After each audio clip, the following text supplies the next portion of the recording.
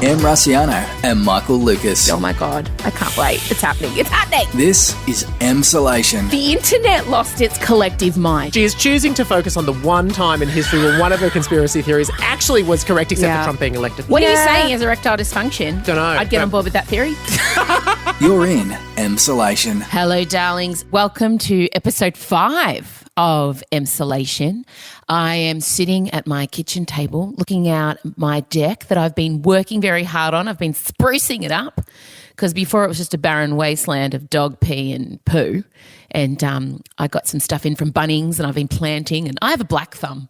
So I'm hopeful the plants will survive the winter, but I'm not hopeful. Today is Scotty's birthday. He's turning 47. God, he's in ripping nick. It's not fair. He just gets better looking. So I've got out of my pajamas and popped on some clean underwear and put on a face as a special treat for him. And I'm wearing his favourite colour as well.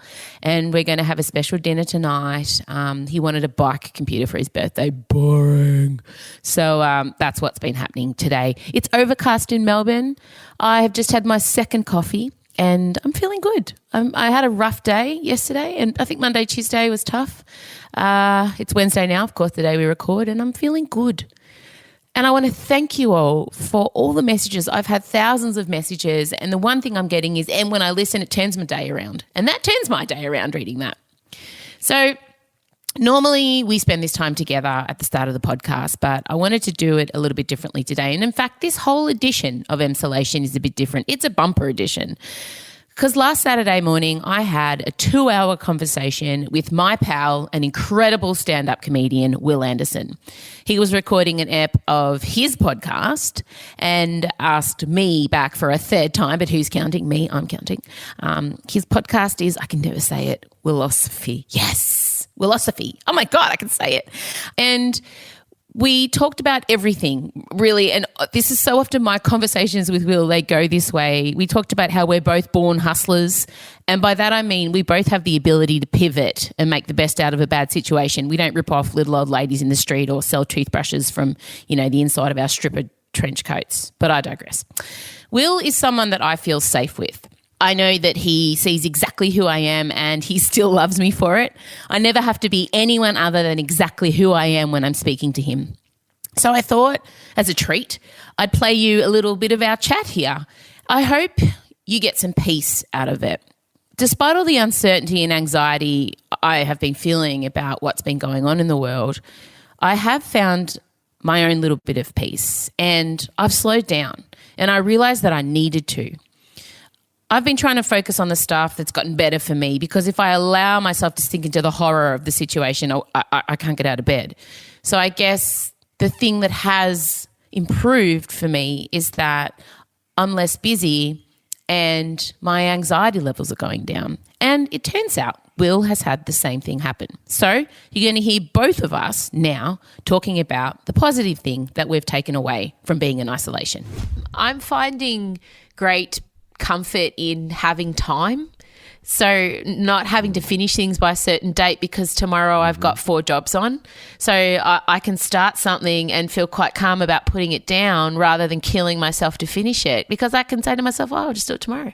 The joy of being able to say, I'll just do it tomorrow is just, my anxiety is so much less, and I'm spinning slower because all of a sudden all this time has opened up for me. That's been the joy for me. I've spoken about it before on the podcast, but this has been a really great example of it, which is I realised that most of the anxiety that I had in my life always came down to me feeling rushed or late or, overburdened with things. And so I started very simply just leaving to get to places early. That was a really simple thing that I did in my life, was like if it was going to take half an hour, I'd leave 40 minutes beforehand. And if I got there in 20 minutes, well, I just had 20 minutes to go and get a coffee, or I'd read my book, or I'd, check my messages, whatever it is. But it never made my life worse. It only made my life better, because I suddenly didn't have that anxiety of sitting in a cab for 20 minutes going, I'm not going to get there on time. And this has been a macro version of that, which is, it's amazing how much of my regular day-to-day anxiety. Now, some of it's been replaced by some, larger world anxiety, but my regular day-to-day anxiety has been taken away by that lack of deadlines. And so how much of that thing that we chalk up as being anxiety is in a way self-created by what it is that we put in our schedule, but also society created by the fact that society demands that you need to be doing all these things all the time to be viewed as being competent and successful and a working part of society. And what we're seeing right now is that a lot of that is fucking bullshit. Yeah, 100%. And like, stop worrying. I was wearing busy as a fucking badge of honor. You're like, oh, I'm so busy. I'm busy all the time. Busy. And that is one thing, when this is over, I will not go back to. I will not go back to being someone who, when someone says, how are you? I'm like, oh, I'm flat out. I never want to say that ever again. I never want to say, oh, I'm so busy, because I'm still being as productive. I'm making more stuff than I've ever made, but I'm less busy. And I love it. I love the way it makes me feel. And you're right. I don't even know if I was as anxious a person as I thought I was, but I was the same as you. I always felt I was running late to the next thing, and I was overscheduled, and oh God, if I do this, and I was always calculating time and traffic and punt road and blah, blah, blah. And now it's so good, and I never want to go back to that way of life. So if that's the only thing I take with me, then, that something good will have come from this situation, I think, for me personally. God, I love that man so much. Oh, so you can hear the whole chat on Wil's podcast, Wilosophy. It's out now. And I really encourage you, if you found the same as me, to hold your space. When the world starts spinning fast again and we all go back to what was happening before in our lives, hold your space, and I need you all to remind me to do that. But on with the show. It's a bumper edition. Michael and I will be discussing the new Netflix dating show that I'm completely consumed with and obsessed with, Too Hot to Handle. We're going to dissect Madonna's Instagram account also. Scotty will be helping you with imposter syndrome. And also, starting today and every Thursday, we're going to be checking in with funny friends of mine just to see how they're handling ISO. Today, you'll hear from the extremely hilarious Sam Mack, and he also will have a challenge for you. I know, because I've already listened. Let's crack on. M. Rusciano and Michael Lucas. This is Emsolation. Hello, Michael Lucas. Hello, Amelia Rossiano. Not our first interaction this morning, but we'll get to that in a minute. It never is. No, of course not. It's hard to define what's yesterday and today sometimes, with how late and how early our texts come. Well, I talk to you more than I talk to the people I live with, so... That's healthy.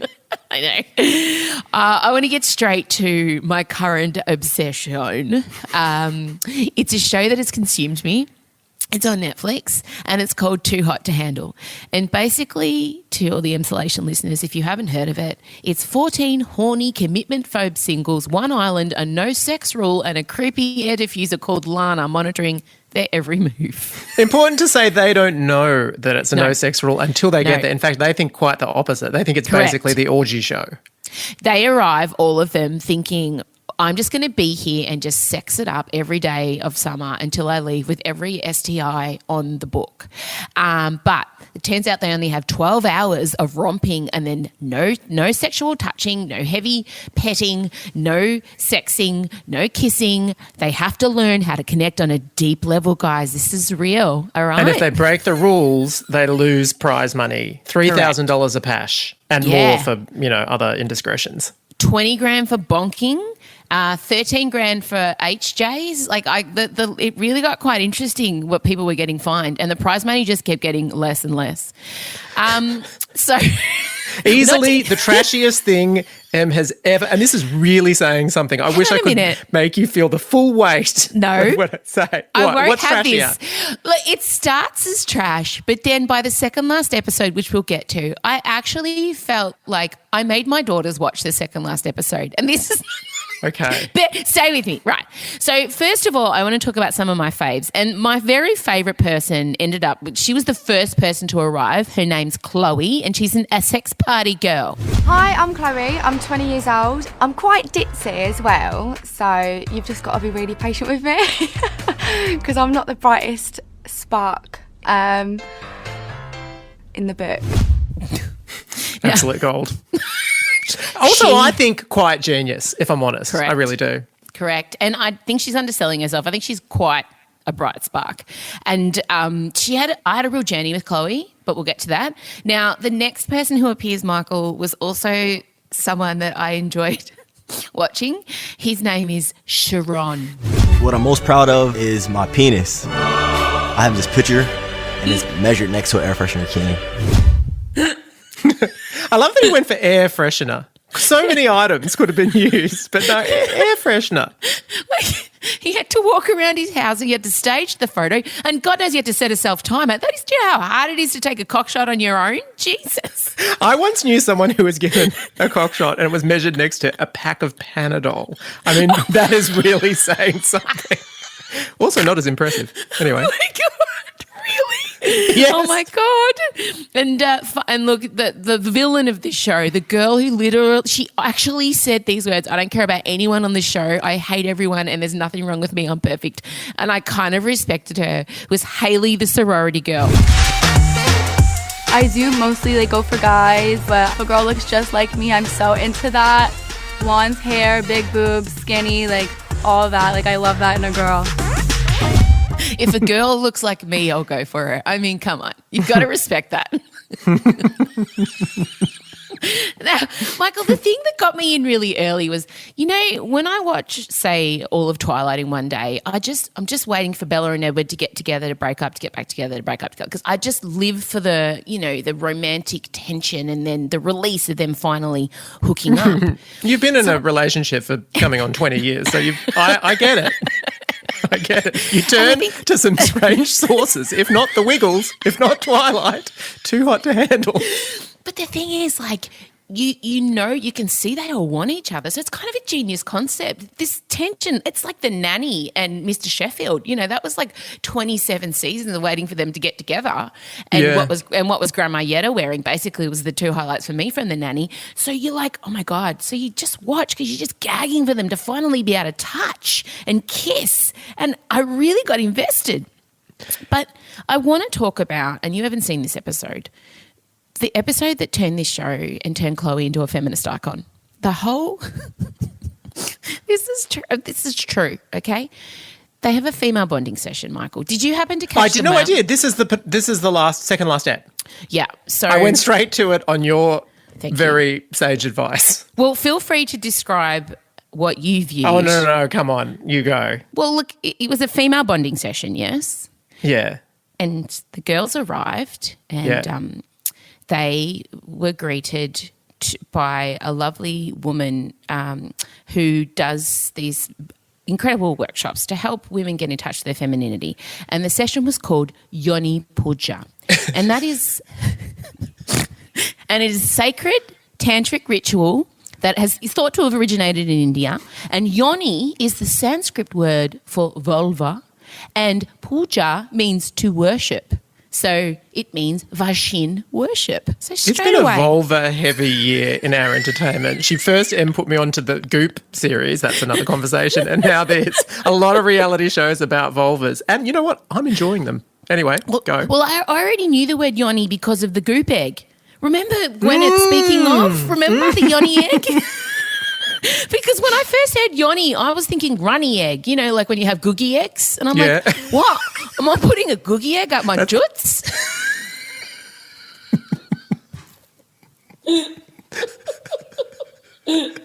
And if Gwetta said so, we would be doing it. I mean, not me personally, obviously. You put it in one hole. Oh, God. Anyway, so I knew yoni because of Gwyneth, right? So anyway, the girls are told it's a yoni puji workshop, and they have to stand inside a little makeshift cardboard change rooms and take their G-string bikini bottoms off, and they're given hand mirrors and they have to look at their vagins. And all of them are like, I've never looked at my vagina this close. And you could see some of them were quite moved. One of them even said it was perfect. And I just thought it was so empowering. And I watched my daughters watching them look at their yonis. And I said to my girls, you girls should be having hand mirrors and looking. I mean, they were horrified, obviously. Doesn't sound like the most comfortable conversation to me, but it was just, but then they were asked to draw pictures of their beautiful vagina. Do you remember some of the pictures? Oh, I mean, if I could frame them and have them on my wall, I would. Not. But no, it's beautiful. Some of them is the point. Do you remember what Chloe drew? Do you remember? No, what?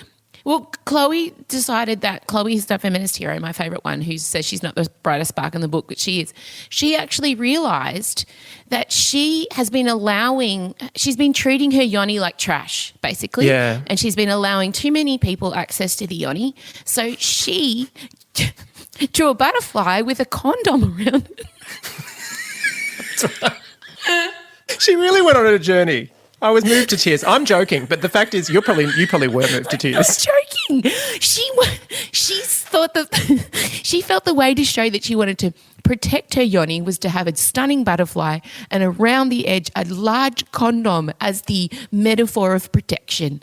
And I want to believe that she's been using condoms up to this point, but maybe not. I don't know. But I feel like I loved it because it gave the girls an opportunity to kind of separate themselves from how other people saw their vision, you know? And that's really cool. Don't you think? I mean, yeah. Look, I'm going on a journey with it. It was inspiring. Yeah, look, I'm not going to go all the way to say inspiring. I'll say it surprised me, given how it began, that there was a twist on expectations and they did go on a little bit more of a journey. But I mean, at the end of the day... What? Well, look, I mean, it was still essentially all about who's going to bag who, let's face it. And I mean, you can enjoy it on that level. I mean, I couldn't stop thinking about, can you imagine us at an equivalent age going on to that old? I mean, do you think there's a universe where you could be rewarded with $100,000 for not having sex? I would have been making bank. Oh my God. I nailed that. I would have been the impenetrable force. Like, I reckon it would have been good if they had someone akin to me come in as a sort of a disruptor to change up the game. If I just wander in going, hello, I'm Michael, I'm from the suburbs, I can't play sport, and would anyone like to watch Aladdin on VHS? And they'd just be like, whoa, we're getting the money here. But also for me, it was the way that they could just, as a woman watching, frolic in tiny pieces of lycra with nothing jiggling or moving, and all the light was flattering. No one popped a flap. No one had a nip slip. And even if they didn't even care. They'd carry on the conversation. A nut could pop. No one batted an eyelid. Like, it was just, for me, it was like viewing another species on another planet. It really was. It really was.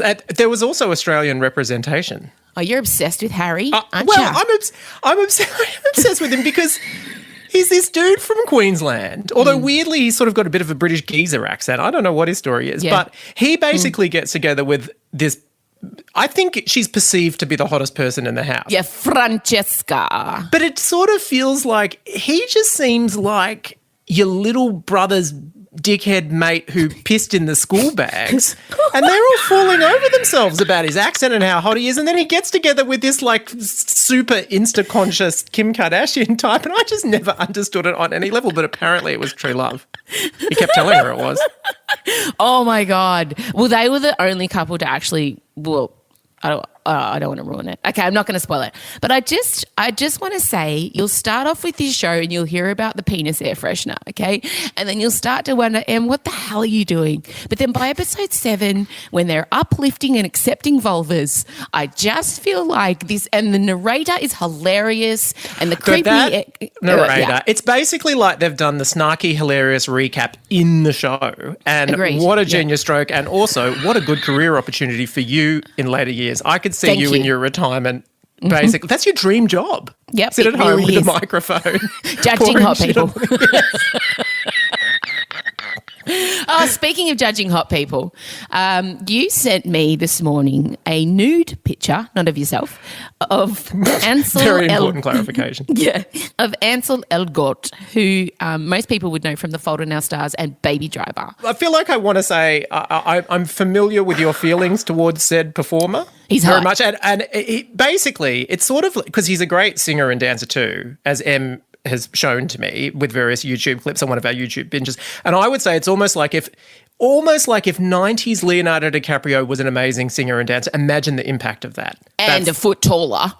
And a foot taller, yeah. He's although so he's pretty tall. skinny, but so was Leonardo. Yeah, true. And so He's it hot. wasn't so much that I was sitting there going, oh, hot. It was more like, okay, I know that I know what this joy this will give to the Rusciano household. I need to get it there as quickly as possible. You did. And it's him in the shower just pulling his penis gently to the side, basically. And cloaking the penis, but gently. you're still getting a very decent look. It's on Instagram. Anyone can check it out. It's amazing. No strange Googling got me to that. It was just flipping through Instagram. Hello, Ansel.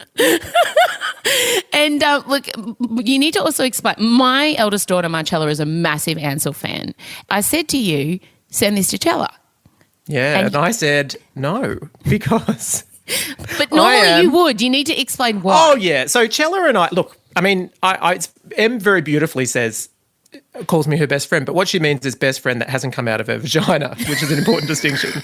Because sometimes it does feel like Chella and I occupy a weirdly similar role in her life. Primarily, we're pop culture mavens and we send her links. And over the years, I've started to become a bit competitive with Chella because I'll send Em something and then she'll write back going, oh, Chella sent that 45 minutes ago.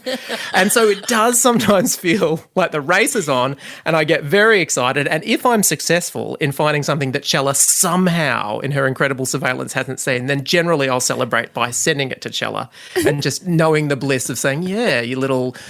She's not a millennial. She's younger. I don't even know what she is. I don't even know the term for her generation. She's a Z. You Z. I can scroll some Twitter. I can do it. Get on the Snap Talk chats. Good Snap Talk. Oh, my God. Anyway, the point is I often win. You wouldn't know it from this conversation. I often win. So in this instance, I did want to have my celebratory victory lap, send naked Ansel Elgort, whatever his name is, to Chella and say, well, I beat you this morning. But it's a picture of a naked man and I'm a 41-year-old middle-aged man and she's a teenager and I just thought, not a good look. It wouldn't be a good look if it was you in the shower, but you're also her fairy gay godfather. So it's like, it's totally appropriate for you to send it. I can't send a naked penis-holding picture to my daughter. I mean, I feel like if we're going to have this battle, it would be more appropriate coming from you than me, wouldn't it? Oh, my God, now I say it out loud. I don't know if... I think probably what's looming over her head is not appropriate for either of us, is what I'm going to say. I did end up texting her, please go and look at Ansel's Instagram with you're right. That's googly the right eyes. way to go about with this. big googly eyes. Like I did big googly eyes and emojis, so she knew it would be something a bit sexy. So and what was her response? Joyces is what she sent back. I hope you said Michael was the one that sent this to me and gave the time. That's also an important part of my victory. I did not attribute it to you. I took the credit. Oh, my God. I'm so sorry. It's a pretty big win. And to be honest, in 2020, I don't know that I've got that many pop culture wins over Chella. So I would appreciate it. I don't want to be weird about it. But I would like to clock this victory. It's fine. I'll give you all the credit. I swear to God, I will. I'll let her know the time exactly. And what the time that I got Ansel's penis was, let me just check that time, just so people know how dumb you were. Where did I get Ansel's penis? The time was, in fact... 8:51 a.m, quite late actually for you. Yeah, you should have seen, you would have been proud, and in fact Chella would have been impressed at how I saw it on Instagram and then just, it was like this instant reaction, just straight to copy link text. Like not even a hesitation about should I send it via Instagram, should I? No, it's a text of the link straight away before I even exhaled. So proud of you. Now, look, in the intro, I did promise that we would be dissecting Madonna's Instagram account, but let's just tease people that we'll be doing that next Tuesday instead. That is a big topic. We may need to devote the whole thing to it. We are both Madonna fanatics. You have an encyclopedic knowledge of her entire life. I wrote a letter to her convinced she was my mother when I was 12 years old. Our friendship was forged at the time. She did the Blonde Ambition tour and that was broadcast on Channel 9. So it's fundamental to us. There's a lot. We're going to be going back 4 decades. And we're worried that she's unsupervised with her Instagram account and we just want her to protect the legacy. So we're I'm probably going to defend her. The wool clash. Anyway. Oh, my goodness. I will not besmirch mother. I just have some concerns that we will talk about, but I will always, my loyalty is always with her. So, yes, we'll chat Tuesday, Michael Lucas. See you then. See you then. This is Emsolation. Well, here we are at the helpful section of the show. I like to think my parts are helpful in a way, but not as helpful as the birthday boy, Scotty B, joining us. How old are you today? 29. Definitely 29. You know what? You just say I identify as 29. Sure, that's the current language. He's 47, but God, you're in ripping nick, aren't you? Oh, thanks, Dale. It's all right, Dal. Today's one is another international, all the way from England. I'm so excited about our international listeners, Scott. When are we going to get one from Mars is what I want to know. Oh, God. I don't know. When are we going to get one? Hang on, he's asked for the microphone back. Where are we going? Well, we had New Zealand. Now we've got England. So the logical step is a bit further away. Scotty B's doing gear. Guys, he's doing gear. All right. Lauren's one is something that I certainly identify with. I think a lot of you will. Let's have a listen. Hi, my name is Lauren. I'm 23 from England and I need help with my crippling imposter syndrome. Recently I applied for my first job as a journalist at the BBC, and as I've been slowly making my way through the rounds of interviews, I've just been feeling like I shouldn't even be trying because I'm not good enough, I don't deserve it.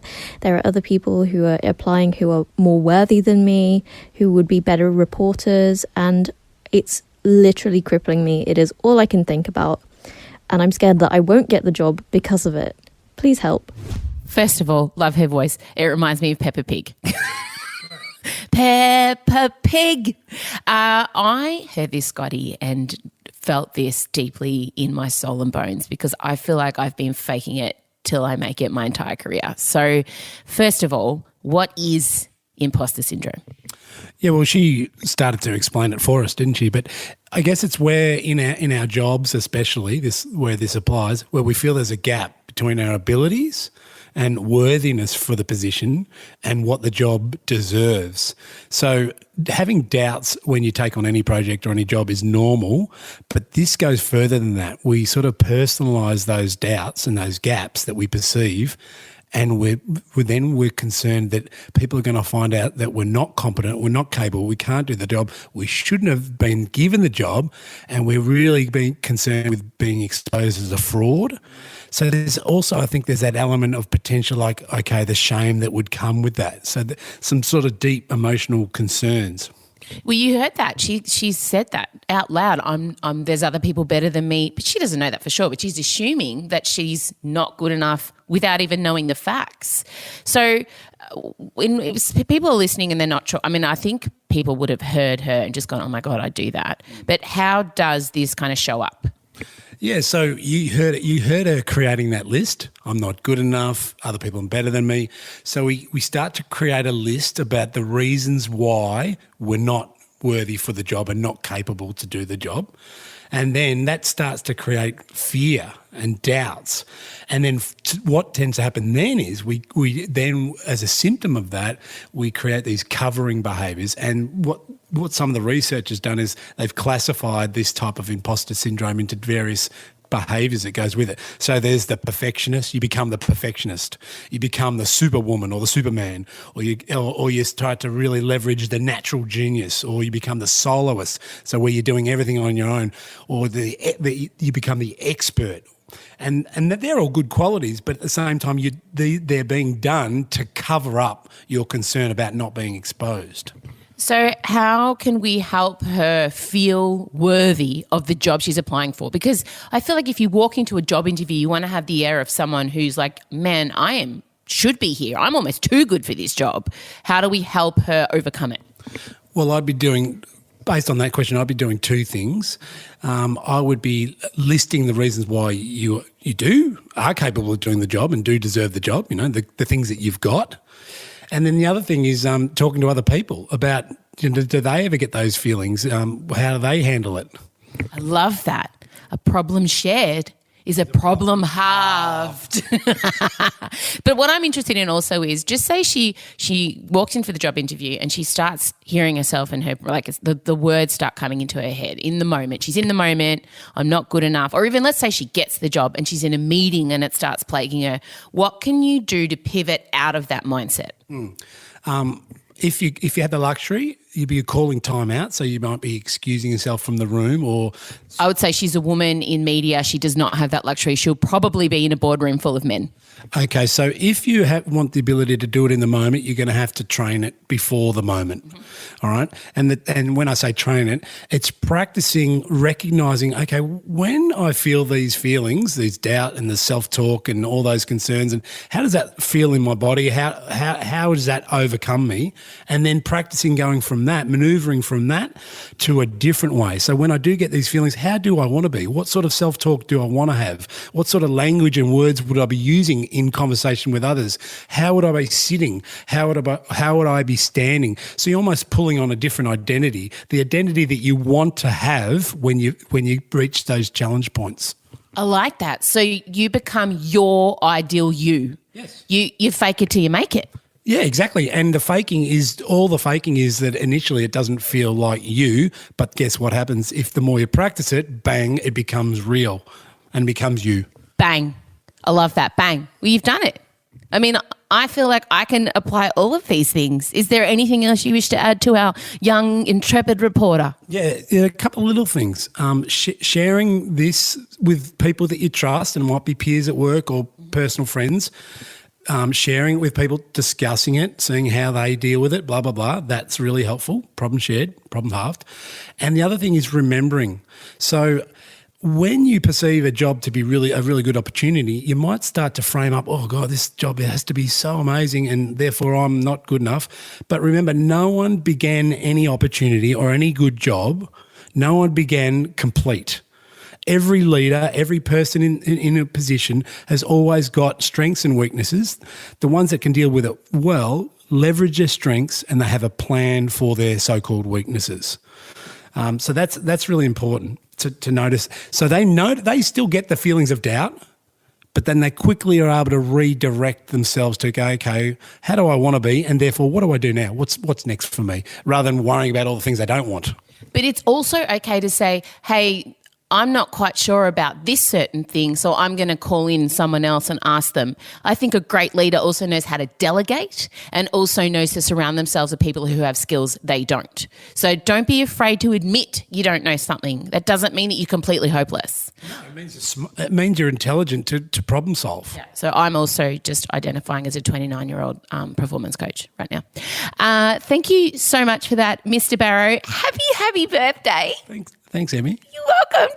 You having a good day so far? So far it's been great. Fantastic. You've requested we go for a walk in the nature in this afternoon. I said, what do you want to do? You can do anything at all today. He goes, I want us all to walk in nature. No, walk in a really cool forest near us. Not just walk in nature as a... Are you taking me out to a forest because you're feeling a bit frustrated with me at the moment, or? Well... Careful. All right. Well, happy birthday, and hopefully that didn't undo all your good work. Yeah, that's right. Good luck, Lauren. Good luck, Lauren. This is Emsolation.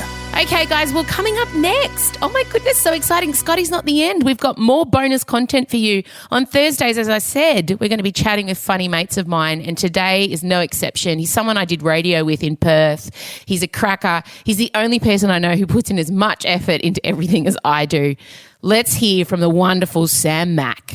Hello, I'm Russiano, and thank you very much for having me on Australia's #1 ranked comedy podcast. How do I know it's #1? Because you told me. Congratulations, very cool. I thought I would come on and try to spread some positive vibes. There's so much doom and gloom, challenging times, of course, for all of us. But we need to cling on to the wins, those little glimmers of hope. And I'll get to mine in a moment. I'm calling it a pandemic positive, or a #PanPos for short. A little bit of background, though, before we get to it. Em, you'll remember this from when we worked together in radio in Perth hosting the Em and Sam Mack Show. #never forget. We told the story of that time when I cooked myself a steak for dinner. I'd recently moved into my house, realised only once I'd cooked it that I had no plates in the house, so ended up eating a steak off of a newspaper. I used a newspaper as a substitute plate, a real low point. So I'm not overly domesticated. That was about 10 years ago. Things have not improved dramatically since then. These days, I'm a travelling weatherman / raconteur with Sunrise. It does mean that I'm away from home 3-4 nights a week often. I haven't had a girlfriend for a number of years. That can't be true, Sam. Yeah, it is. Recently that changed. That's a story for another day, though. You're welks. But it's meant that I've had good excuses to not cook and to avoid this area of my life where I'm not overly skilled or passionate. But something's changed recently. I went through some records of mine and realised that in the past year, I have not gone a single week without ordering Uber Eats. That is disgraceful. That is depressing. I feel like I'm not a real adult and I need to be better. The absolute low point was on one Sunday, and I have the record of this. On one Sunday, I had Uber Eats for all 3 meals of the day. Breakfast, lunch, dinner, all Uber Eats. It gets worse. I had the same delivery guy twice. Carlos on his bike. Thanks, Carlos. See you again in a few hours. I'm ashamed to admit this. So it's meant that something has had to change. And this is my pandemic positive, my panpos. I've started cooking. For the first time in my life, I've started cooking. In the last week, I have not ordered Uber Eats once. I am a week clean of Uber Eats. Guys, this is big. Please celebrate with me. This is a hashtag panpos. So jump on board with that hashtag, panpos. It feels good. I mean, admittedly, my version of cooking is Latina Fresh packet pasta. You put it in the big tin thing, the pot, and then you boil the water, and then eventually the pasta floats to the top, and that's when you know your meal is ready. I'm giving you cooking tips as well now. Then, it doesn't end there. You also need to put sauce on it. Don't make sauce. You get what's it called? Legos or organic macro with basil, tomato. You splash a bit of that garlic, and then it's just like you're in Rome. It's exactly the same. Autentico, I call it. So yes, that is my panpos, that I have started cooking. My pandemic positive. I'm cooking. I'm feeling like more of an adult, and long may it continue. But I thought I could put it out to you guys to share some of your wins that you've had recently. I'll just grab my saxophone. Yeah, so I thought I could share a few more of mine, and then you could tell me yours, and we could find some things to be happy about and be pleased about in these challenging times. Here's some more of mine. Okay, I've got the time now to actually cook. I go for runs now, and I'm reading more books. I fix my garden, and that was a thrill. I clear my arvos to Netflix and chill.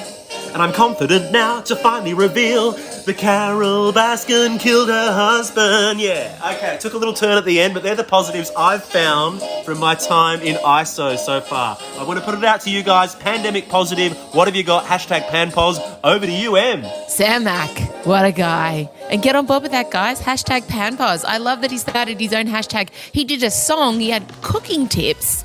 He did sound effects. Can you see? He's such a tryhard like me. You can find Sam on Instagram at SamMacInsta. And, of course, he is your weather girl on Sunrise. That's it. Huge bumper edition for Emsolation. I hope you enjoyed it. I hope you got something out of it.